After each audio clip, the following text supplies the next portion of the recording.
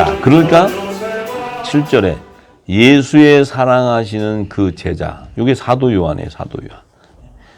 사도 요한이 베드로에게 이 주님이 바닷가에 섰는데 모르니까 저분이 주님이야, 주님이야 하니까 시몬 베드로가 벗고 있다가 주라는 말을 듣고 겉옷을 두른 후에 바다로 뛰어내리더라. 참 표현도 잘했어요. 이게 뭐예요? 벗고 있었다가 하는 것은 이 베드로가 성령의 인침을 받기 전에는 그리스도 옷을 벗고 있었어요. 근데 성령의 인을 치고 나니까, 오순절 인을 치고 나니까 그가 그리스도의 의옷으로 입고 그가 순교하기까지 세상에 들어가서 천국 복음을 전파하는 것을 계시하는 거예요. 할렐루야. 네. 겉옷을 두른다는 것은 그리스도의 의옷을 입었다는 거예요. 그걸 입고 난 후에는 뭐예요?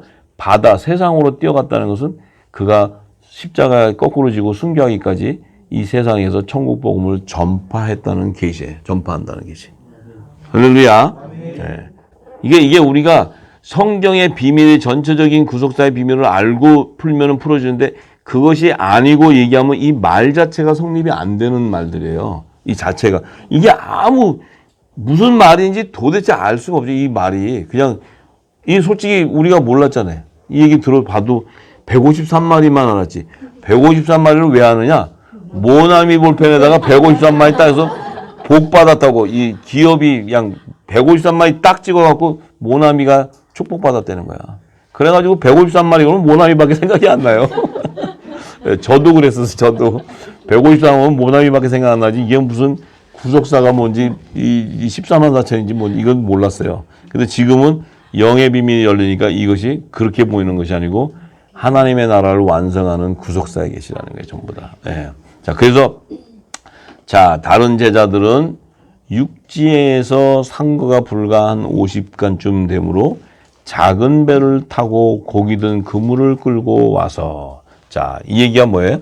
자, 여기서 육지 하면은 이 육지는 새 예루살렘 성을 얘기하는 거예요.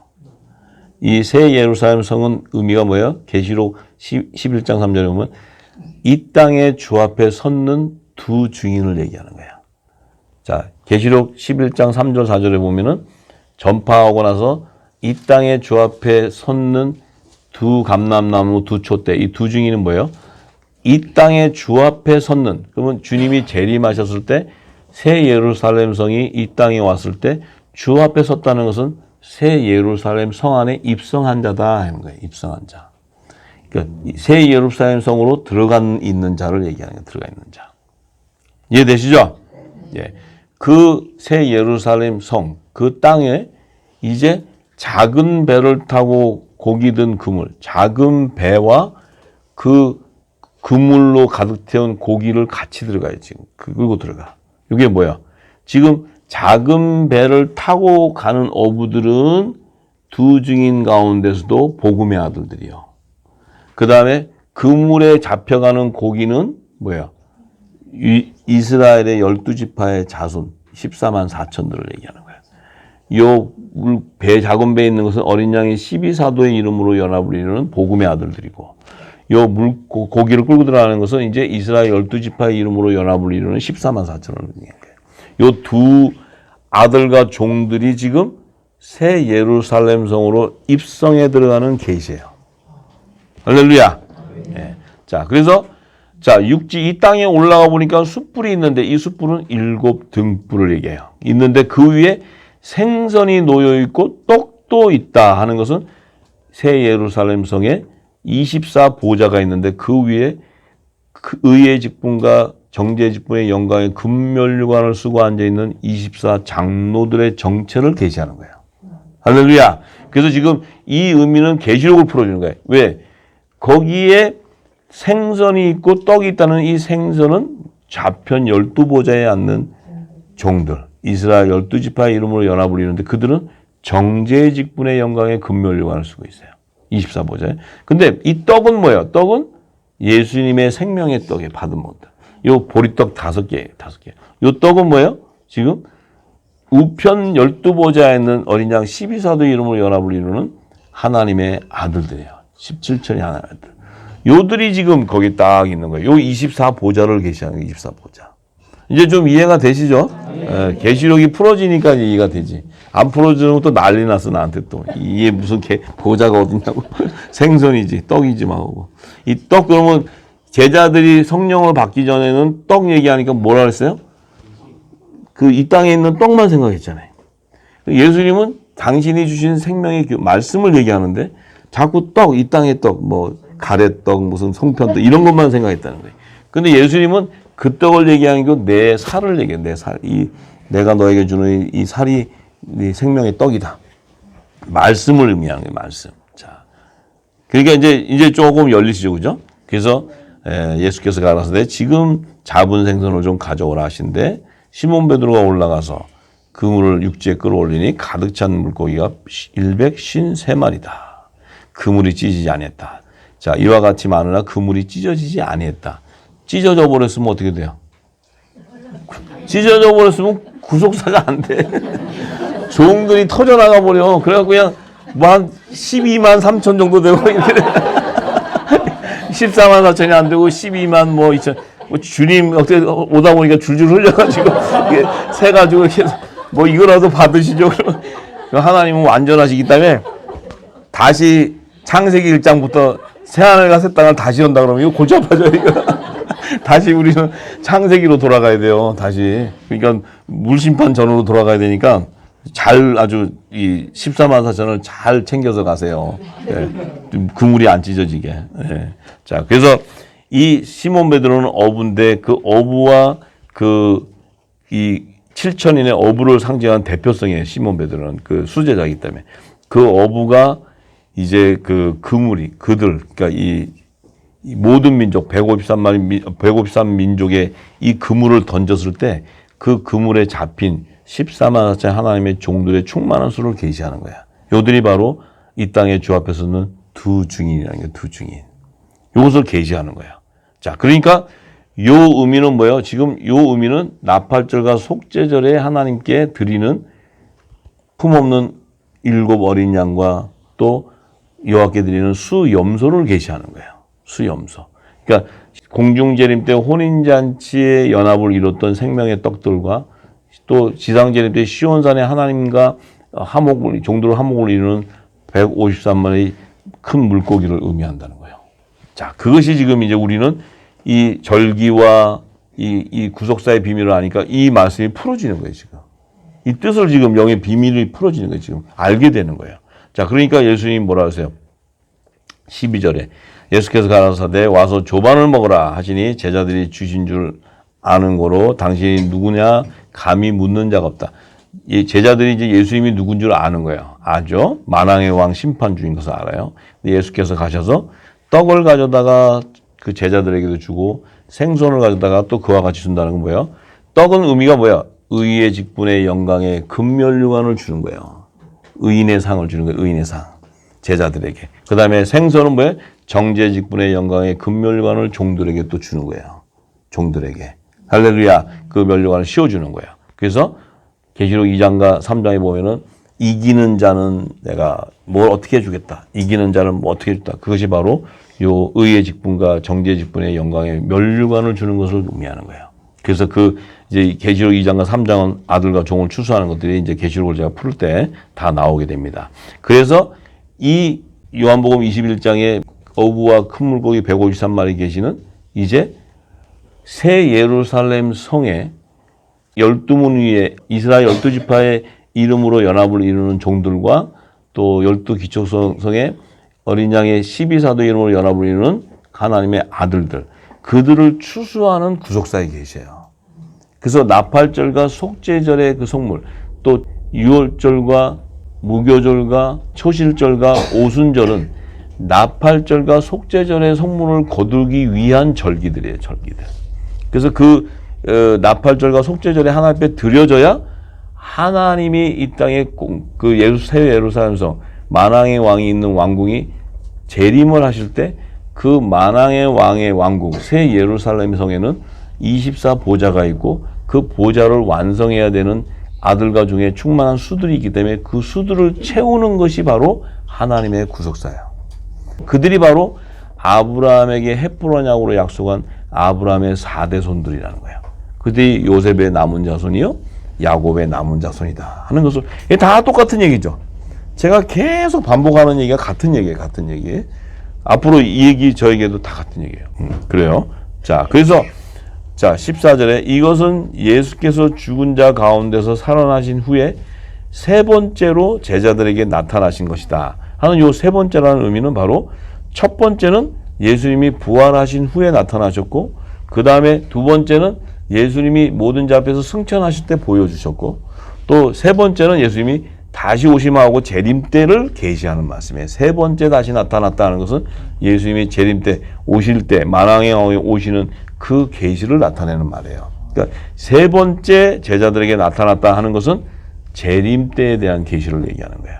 그래서 요한복음 21장 이 말씀은 재림 때 하나님의 구속사, 또 오병이어 칠병이어에 대한 그 두 증인의 구속사, 그 구속사를 증거해 주는 게 바로 153마리, 큰 물고기 153마리에 대한 것이고, 또 큰 물고기 153마리 안에는 나팔절과 속죄절과 그 절기 7년 풍년과 7년 흉년의 그 일곱 좋은 이삭과 흉년에는 이제 야곱의 남은 자손을 추수하는 것이 새벽별이 뜨기 전에, 새벽이 다가오기 전에 추수할 것을 계시해 주는 거예요.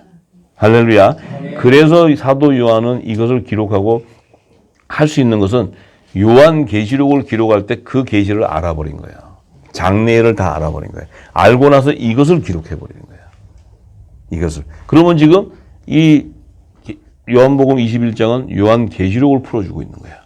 요한 계시록에 일곱 나팔 재앙에 대한 그 심판에 일어날 때 구원과 심판에 대한 계시예요. 할렐루야. 그래서 우리가 반드시 7천인의 하나님의 아들들과 14만짜리 종들을 추수하는 것을 우리가 분명히 하나님의 구속사를 알아야 돼요.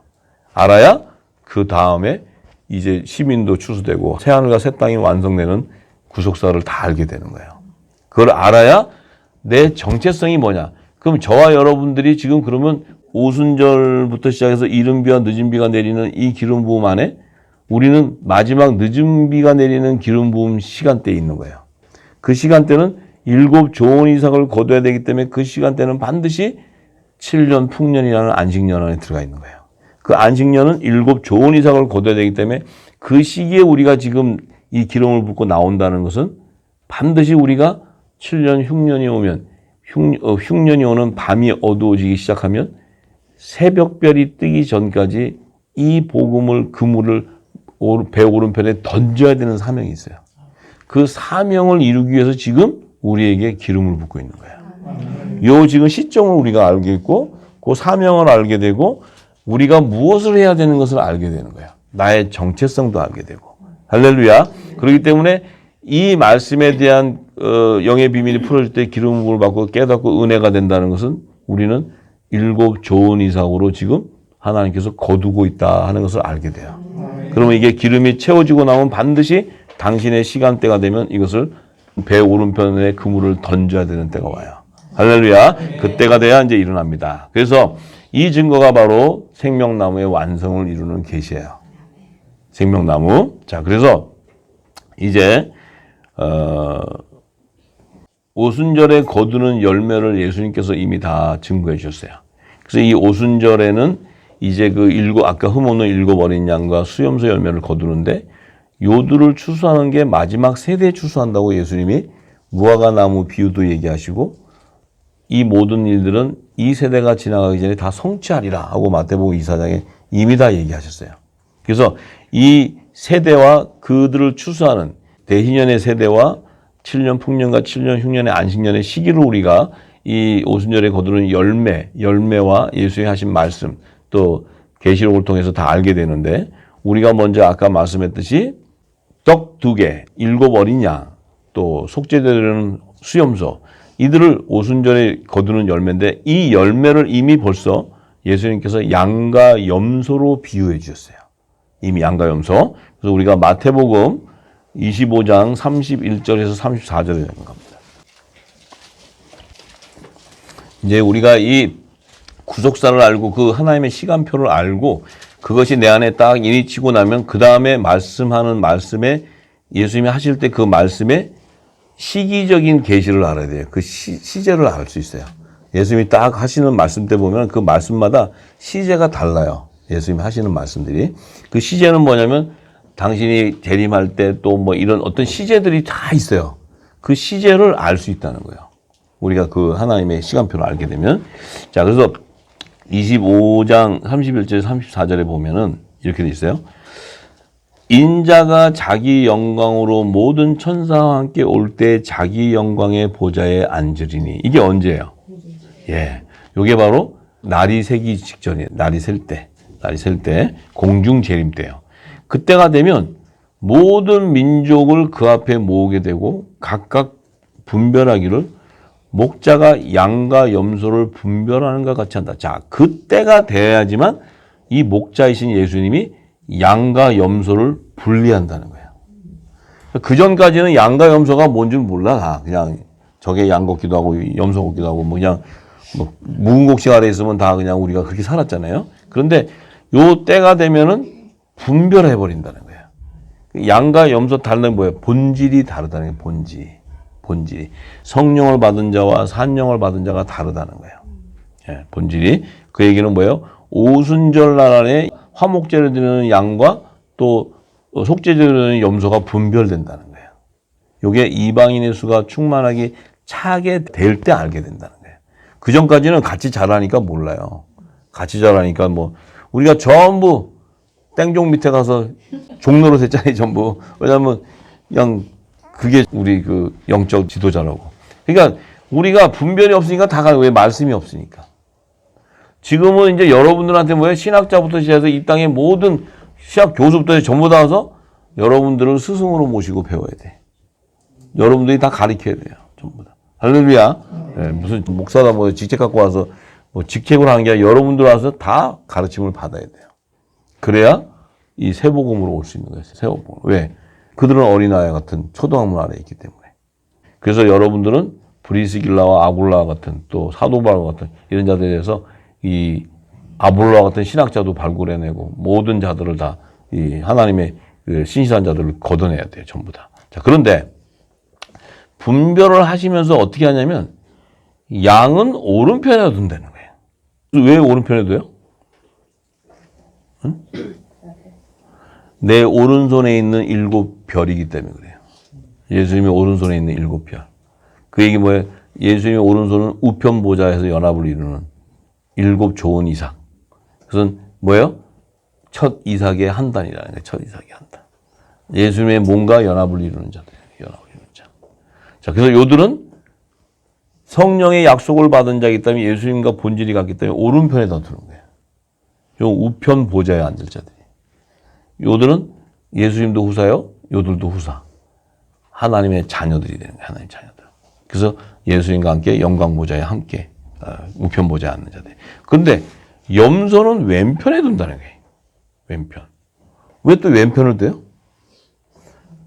이건 좌편 보좌인데 요 염소들은 다 영불에 들어갈 자들이에요. 영불로 갈 자들이에요. 영불. 영불이란 뭐예요?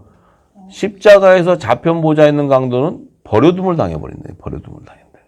버려둠을 당하는데 그 안에서 야곱의 남은 자손을 건져준다는 거예요. 염소들은 다 영불로 들어가야 되는데 그 안에서 야곱의 남은 자손들은 구해준다는 거예요. 야곱의 남은. 그래서 2마리 염소를 하나는 아사셀에다가 바치고 하나는 여호와께 바치게 되는 거예요. 할렐루야.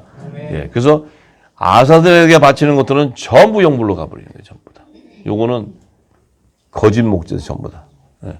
근데 하나님의 종은 정직한 종은 회개하고 나온다는 회개하고 새 곡식을 먹고 고들은 이제 여호와께 바치는 속죄제로 바쳐버리는 거예요. 그래서 고들은 야곱의 남은 자손으로 추수되는 거예요. 그래서 버려둠을 당하는 자 가운데서 여자의 남은 자손으로 추수되는 거예요. 할렐루야. 우편에 있는 자들은 남자의 부활 생명으로 휴거되는 자들이고. 그걸 잘 알아야 돼. 그때 임금이 그 오른편에 있는 자들에게 이르시되, 자, 이때 임금은 만왕의 왕이신 예수님이에요. 예수님. 이르시되 내 아버지께 복받을 자들이야. 하나님께 복받을 자들이다. 나와 창세로부터 너희를 위하여 예비된 나라를 상속하라. 하나님의 나라의 유업을 이어라. 하나님의 나라의 유업을 이을 자라는 거예요. 우편에 있는 양들은. 우리는 하나님의 나라의 유업을 이을 자들이라는 거예요. 후사. 네. 이 땅에 어떠한 고통을 당해도 낙담할 필요가 없어. 우리는 하늘의 저걸 받나요. 네. 천년왕국 동안에 이 땅에 내 땅이 어딨나 한번 보러 오지 마세요. 하늘나라의 유업을 있기 때문에 이 땅에 내가 하던 그 좋은 갖고 있던 건물이 잘 있나 그러고 이제 천년왕국 시대 후사로 왔는데 내 땅도 한번 둘러보고 그러지 마시고 우리는 하나님의 나라의 유업을 이어버리기 때문에 이 땅의 것은 생각조차도 안 날 거예요. 예. 그 자체도. 예. 이런 하나님으로부터 나라를 상속받게 되는 자. 그러니까 우리가 지금 왜 종들에 대한 구속사를 몰랐냐면 이 염소에 대한 비밀을 몰랐기 때문에 그래요. 염소. 예수님도 그냥 내 양과 염소다 이렇게 얘기 안 하고 다른 양이다 이렇게 얘기하시고 또 모세를 통해서는 뭐 염소 2마리가 있는데 하나는 여호와께 드리고 하나는 아사자에 주고 이러니까 이게 굉장히 이게 혼란한 거예요. 이게 염소가 뭐냐? 염소는 그냥 염소탕이나 해 먹으면 맛있는데 이게 자꾸 먹는 거밖에 생각이 안 나지. 이게 지금 자기라는 걸 몰라요. 종들 자기들이. 예, 지금 아이고 주여 아버지. 아유 나 이것만 들으면 아유 우리는 오른편에 있다는 게 얼마나 축복이죠. 이 왼편에 갔다. 그 다음 집에 가서 읽어보세요. 34절 이하 보면 우편에 있는 양은 다 영생을 하는데 그 염소는 다 영불로 가버려요. 그것들이. 왜냐하면 묵은 곡식 잔뜩 먹여서 진노의 포도주 먹여놓고는 자기가 복음 전했다고 얼마나 소리치는지 몰라. 그냥 예수님이 그냥 이 나쁜 놈들하고 그냥 다 저주해버려요. 예. 근데 우리는 이 영원한 복음을 알았다는 것은 영생이 보장됐다는 거예요. 이게 우리는 오른편에 앉는다는 거예요. 오른편. 이게 얼마나 놀라운 축복이에요. 놀라운 축복. 예, 참 놀라운 축복이에요. 염소로 들어갔다. 이건 문제가 심각해. 염소는 이건 좀 지켜봐야 돼. 이게 확실히 염소가 아사셀에게 드린 염소인지 여호와께 드린 염소인지는 지켜봐야 돼. 예. 이제 기대하십시오. 앞으로 2년 반 후면은 전 3년방 기간에 복음이 전파되면 그때 진짜 염소들이 나와.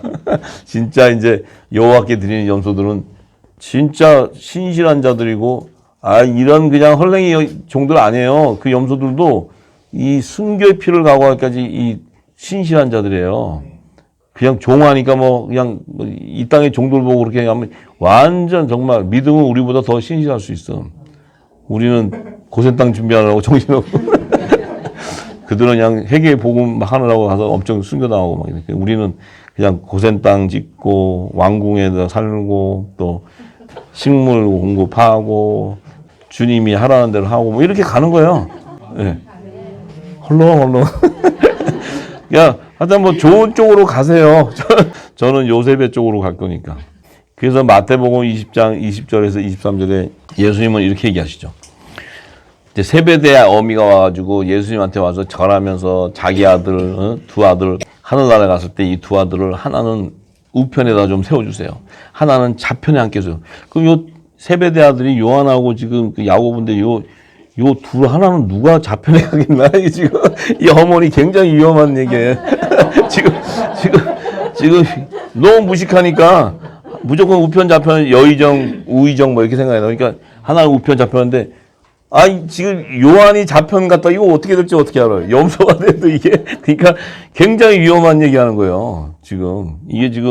이게 얼마나 위험한 얘기하는 거예요 이게. 근데 이 엄마는 그냥 무조건 하늘나라는 좌편 우편 좋다니까 간다니까 예수님은 또 그냥 그래 그럼 뭐 네가 구하는 걸 알지 못한다.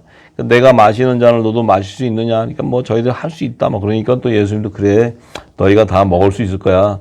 이 잔은 다 먹게 돼. 뭐 너희 다 껍데기 벗겨질 거야. 이렇게 하는 거야. 육적인 몸 다 벗겨질 거야. 막 이런 거야. 그러니까 이 지금 세베대 아들들은 다 우편에 앉는 자들이에요. 좌편에 앉는 자들이 아니고. 모르니까 그러니까 예수님은 이렇게 얘기하시면서 그 좌편과 우편은 나중에 내 아버지가 거기 앉는 누구를 위해서 준비한 자들을 예비한 걸 그들이 얻게 된다. 여기 떡하고 물고기들이 앉게 된다는 거예요. 그러니까 지금 요 세베대의 어머니는 자기 아들들이 지금 떡인 줄 몰라. 이 물고기가 뭔지 떡이 뭔지도 지금 구분을 못 하는 거예요. 그러니까 지금 우리가 지금까지 그렇게 생활했다는 거예요. 이 진리를 알기 전에는 우리도 떡인지 좌표인지 뭐 우표인지 어쨌든 뭐 그것 떠나서 무조건 천국 간다는 거야. 무조건 천국만 간대, 예수만 믿으면. 우편을 가는지 좌편 가는지도 모르고. 좌편 우편은 나하고 상관없이 무조건 천국 간다는 거예요. 그러니까 글쎄요. 하여튼 뭐 천국 가는 일이 그렇게 쉬운 건 아닌 것 같아요. 전부 다. 자, 그것이 이제 24보좌인데 그것이 이제 24보좌예요. 지금 153마리 쭉 계시 풀어준 거랑 연관되는 거예요. 지금 전부 다. 연관되는데 우리는 그냥 그걸 들으면서 같이 연관되는 거예요. 전부 이게 지금 보좌가. 아까 떡하고 물고기 앉는 거. 그런데 이게 24보좌죠. 24보좌의 금멸로만 쓰는데 계시록 20장을 가면은 계시록 20장 4절에서 6절에 가면 이제 그 좌편과 우편 보좌가 이제 확실히 증거돼 버려요. 앉는 자들이. 계시록 20장 4절에서 6절. 자, 이 성령이 요한을 끌고 하늘 24보좌 있는데 하늘 보좌를 딱 보여주는데 그 24보좌를 이렇게 보니까 거기 앉은 자들이 있는데 한 보좌에 앉은 그룹은 심판하는 권세를 받은 자가 앉는다는 거예요. 심판하는 권세를 받았다. 그 한 보좌. 여기다 그냥 우편 보좌 앉은 자 이렇게 하면 될 텐데 그냥 그거는 이 깨닫는 자가만 알아들으라고 보좌들을 보니 거기에 앉은 자. 그러면 보좌들을 보니 우편 보좌에 앉은 자들은 심판받고 그러면 간단해. 그냥 이게 뭐 탁탁 하는데 보좌들 가는 이게 지금 무슨 보좌냐 이게. 그럼 여기다가 24보좌 이렇게 하든지 이렇게 하면 되는데 글자를 다 빼먹어요. 그냥 보좌들 안에 거기 앉. 그러니까 우리가 지금까지 몰랐던 거야. 지금 전부 천국만 가는 줄 알았지. 자, 여기는 지금 말하는 우편 보좌를 얘기하는 거예요. 우편 보좌에 앉은 자들은 심판하는 권세를 받았다는 거예요. 이거 왜 그러면 어떻게 알 수 있습니까? 바로 마태복음 19장 28절에 예수님이 얘기하셨어요. 인자가 자기 영광 보좌에 앉을 때 나를 쫓는 너희도 이 어린 양의 12사도 이 어린 양의 12사도 제자들은 12보좌에 앉는데 이 12보좌는 예수님의 영광 보좌이기 때문에 우편 보좌를 얘기하는 거예요. 우편 보좌. 후사들이. 거기 앉는데 이스라엘 12지파를 심판한다. 이 이스라엘 12지파는 좌편 보좌에 앉는 자들이에요. 그들을 심판하는 권세를 가졌기 때문에 이 계시록 20장의 지금 심판 권세는 이들은 왕권의 신분을 가진 후사들이 앉는 거라는 거예요. 그러면 뭐 하늘 보좌에 가서 무슨 심판을 할 일이 있어요? 하늘 보좌에 들어가서 그 권세는 뭐냐? 이스라엘 12지파의 종들을 다스리는 권세를 얘기하는 거예요. 다스리는 권세. 그러니까 신분이 다르다 이거예요. 예수님의 그 제자들이 앉는 어린 양 12사도의 이름으로 연합을 이루는 그 우편 보좌하고 이스라엘 12지파에 앉는 그 좌편 보좌는 신분이 다르다는 거예요. 그 신분이 다른 걸 얘기해요. 다르다는 건 뭐예요? 왕들과 제사장이라는 거예요. 신분이. 왕들. 얘기했죠? 계시록 1장 5절에 보면 예수님의 피로 속량해서 하나님께 바치는데 그 바치는 자들 중에 왕들과 제사장들. 그러니까 그 왕들은 바로 우편 보좌에 앉는 심판 권세를 가진 후사들을 얘기하는 거지. 그 다음에 제사장은 이스라엘 12지파 좌편 보좌에 있는 종들의 신분을 얘기하는 거예요. 그러니까 이 지금 24보좌를 봐도 앉는 자들의 심판 권세는 후사들이라는 거예요. 후사들.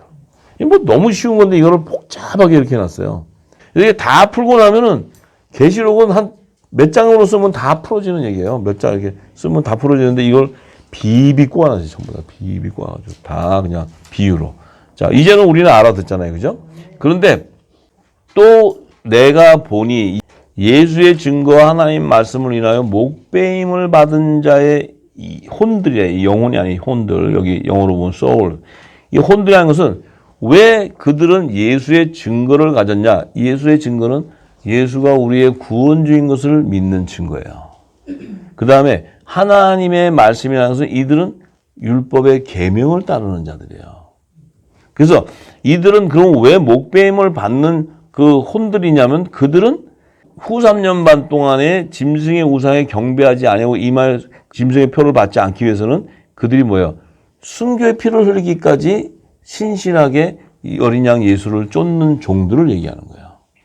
그 두 부류의 신분이 24보좌에 있는데 그 보좌들이 우편과 좌편 보좌를 계시해 주는 거란 말이에요.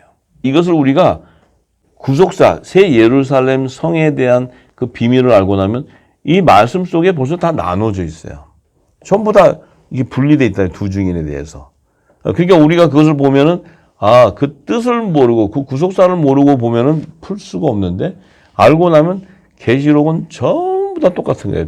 일곱 금초 때 뭐 일곱 교회에서 그 계시록 2장과 3장 또 4장에 24 보좌 5장에는 왕들과 제사장들의 신분 또 6장부터는 일곱인이 시작돼 가지고 이제 7장에 14만 4천을 추수하고 9장 하면은 이제 여섯 천사가 나팔 불 때까지 일어나는 뭐 또 다섯째 황충재앙, 중동전쟁 또 그 다음에 10장이 딱 되면은 사도 요한에게 작은 책의 비밀을 열어서 모든 민족에 증거하라 하면서 11장에 되면 그 두 증인에게 이 권세를 주고 그들이 이제 이 증거를 마치게 되면은 중동전쟁이 일어나고 중동전쟁이 일어나고 나면 바로 휴거되는 들림받는 사건이 일어나고 또 이 땅에 남는 자가 있는데 그건 둘째 화가 지나고 그 다음에 셋째 화가 오면서 이게 계속 똑같은 얘기하는 거예요. 계속. 똑같은 얘기가 계속 반복되는 거예요. 13장 이후부터는 이제 후 3년 만에 일곱 대저 심판의 셋째 화로 임하는 그 시기 안에 뭐 짐승의 표 받는 자는 뭐 그 환난을 당하게 되고 죽임을 당하게 되고 막 이런 얘기 쭉 하다가 이제 결국은 그 귀신의 처소가 돼가지고 다 멸망당하고 아마겟돈 전쟁 이런 일들을 계속 이어가면서 이제 지상 재림하는 19장이 나오고 이런 일들이 되면서 20장은 이제 천년왕국이 들어가면서 이런 계시적인 것들이 쭉 풀어지는 게 다 같은 얘기라고 전부 다. 그러면서 이제 이 천년왕국이 끝나면서 백보자가 일어나는 그 둘째 사망의 때가 이제 초막절에 그 시민들을 추수하는 것이 나오게 다른 생명체계 나오게 되고 이 하나님의 플랜, 그 프레임 구조를 딱 알면은 성경의 구조를 딱 알면은 너무 쉬운 거예요. 너무 간단해. 복잡하지가 않아. 모든 게 비유로 막 해놨으니까 이게 막 얘기하면 뭐 다른 세상 얘기하는 거고 또 이 비유하면 다른 거지만 절기도 그렇잖아요.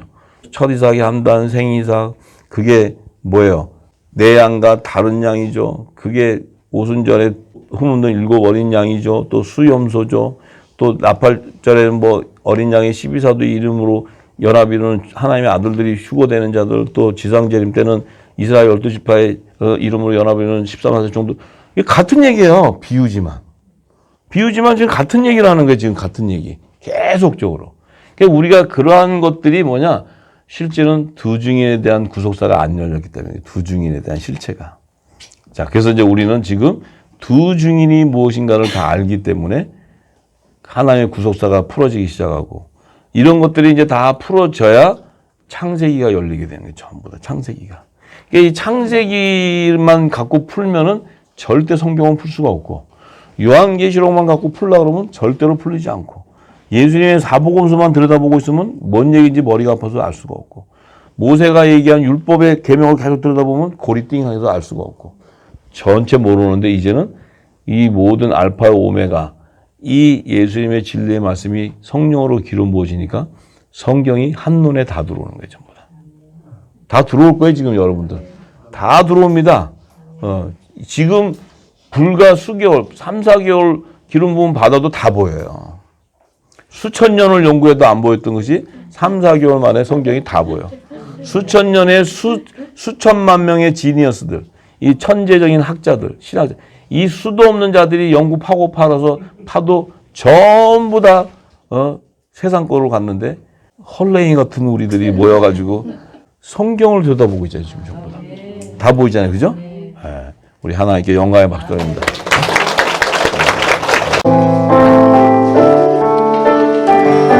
내 집은 새 하늘과 새 땅 하나님 나라 하나님과 어린 양의 보살로부터 생명수 많이 흐르고 생명나무 12 실과 다시 한번 내 집은